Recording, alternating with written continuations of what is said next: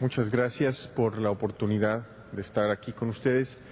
Yo voy a hacer algunos comentarios y algunas reflexiones sobre el efecto de todo esto que hemos estado oyendo de cambio climático en la diversidad biológica de la región en la que vivimos.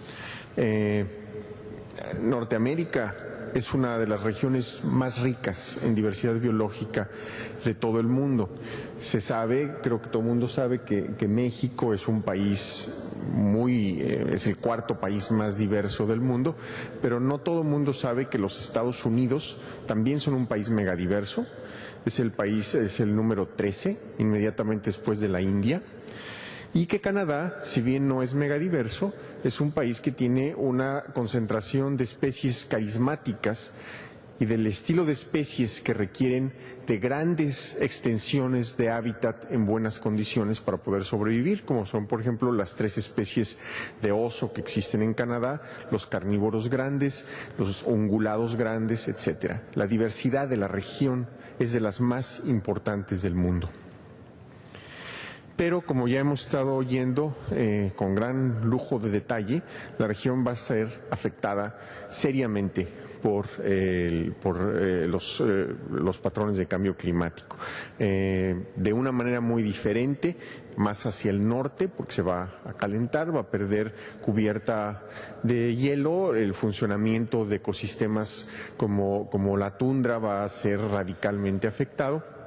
Y más al sur, en el caso de México, porque probablemente se va a secar y va a llover y va a ser más caliente. ¿Qué va a ocurrir con la diversidad biológica?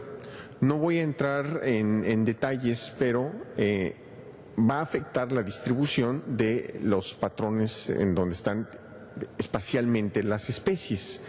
Esto ocurre porque el patrón a una escala gruesa de la distribución está básicamente determinado por el clima.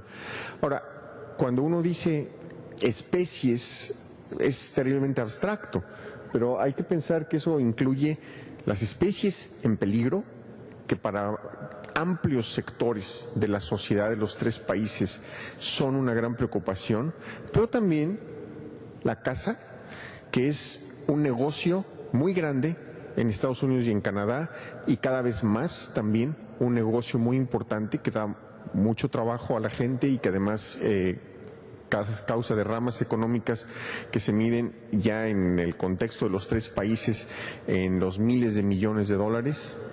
Por supuesto, los polinizadores de muchísimas de las especies que son de importancia agrícola. Los árboles frutales, por ejemplo, en buena medida dependen de polinizadores naturales. Esos ya empezaron a ser afectados en sus distribuciones. Los vectores de enfermedades, muchas enfermedades están empezando a mover ya hacia el norte. Hay especies de mosquitos que están moviéndose a zonas donde habían sido extirpadas en tiempos históricos y que están regresando. Dengue, mal de Chagas, por supuesto, las nuevas, las invasoras y las enfermedades novedosas que están llegando, como virus del Nilo Occidental, el virus de la influenza aviar, que va a ser introducido tarde o temprano en el ecosistema de Norteamérica por aves migratorias que a su vez están cambiando los patrones de distribución.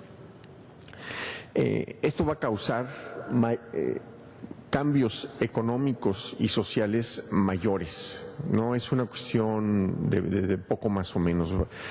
Cambios en la agricultura, cambios en la salud pública van a tener efectos importantes en Norteamérica. Hasta un cierto grado se puede predecir por dónde van a ocurrir estos cambios. Como dije al principio, no voy a entrar en los detalles, pero de alguna manera es factible predecir la distribución de muchas especies por la distribución de los climas que les son favorables. Este es un área de la ciencia ecológica que se llama Ecological Niche Modeling y que tiene como input, como dato, los resultados de los modelos climáticos que producen los climatólogos. Sin embargo, para poder realizar estas predicciones, el otro dato importante que se requiere es las observaciones y la presencia de las especies. Esto son millones y millones de registros que están en las colecciones de los tres países, de Estados Unidos y de Canadá en primer lugar, que tiene del rumbo de 700 millones de registros de especímenes biológicos, y de México en que tenemos del rumbo de 10 millones. Todo esto se debe de computarizar. Norteamérica fue la líder durante unos años en este proceso de computarizar y poner accesibles por Internet los datos de distribuciones biológicas. NABIN, que quiere decir North American Biodiversity Information Network, fue uno de los primeros programas de la Comisión de Cooperación Ambiental hacia mediados de los 90s y puso al alcance de toda la sociedad algunos millones de registros de datos, pero todavía falta muchísimo por hacer. Más del 80, 90, tal vez 90% de los registros no están computarizados. Además, hace falta contar con los algoritmos de cómputo que permiten usar esta información. Aquí es un ejemplo de la base de datos de plantas de México, que proviene como de 30 instituciones diferentes, varias de ellas en Estados Unidos y en Canadá. Y utilizando algoritmos se hacen las extrapolaciones y se hacen las predicciones. Esto es un esfuerzo internacional cooperativo. Si un país no computariza sus datos y no los pone al acceso de los otros, queda incompleto el esfuerzo. Un ejemplo de un resultado de este tipo de ejercicio es esta. No se nota muy bien en la gráfica, afortunadamente, pero por un ejercicio como el que acabo de mencionar de modelación, puede uno ver dónde va a haber la mayor cantidad de cambios en la composición de especies. Y en México va a estar centrado en el altiplano. Mientras más oscuro es el color, más cambios en la composición de especies. Las zonas que van a estar razonablemente protegidas son esencialmente las zonas montañosas, porque en las montañas las especies pueden caminar, subir y bajar o dispersarse zonas no muy grandes para encontrar la combinación climática que les favorece. Pero en las zonas de altiplano, y esto por supuesto va a ser el mismo caso en el centro de los Estados Unidos y en Canadá, ahí no hay más que moverse hacia el norte o hacia el sur por distancias muy grandes, y es donde se van a observar los cambios principales. ¿Cuáles son las acciones que las sociedades de nuestros países van a tener que tomar? Bueno, hay muchas y también ya se han mencionado muchas. Los dos o tres mensajes que yo querría dejarles en esta presentación son, en primer lugar, que hay una multiplicidad de los que se llaman stakeholders a muy diferentes niveles. A los gobiernos nacionales les interesa este problema por ciertas razones, a los gobiernos provinciales y estatales también por diferentes razones, a los gobiernos municipales de los counties también les interesa por razones distintas. Las personas que están interesadas en el problema de cambio climático a escala de un county son muy diferentes de las que están interesadas a nivel de un gobierno federal. Una empresa grande no es lo mismo que una empresa chica. Esta variedad de actores dificulta entenderse y ponerse de acuerdo. Pero además, yo querría enfatizar este punto.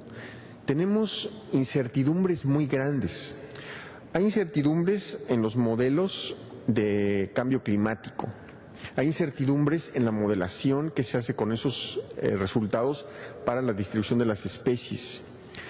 Y para las acciones humanas no podemos ni siquiera empezar a predecir qué va a pasar.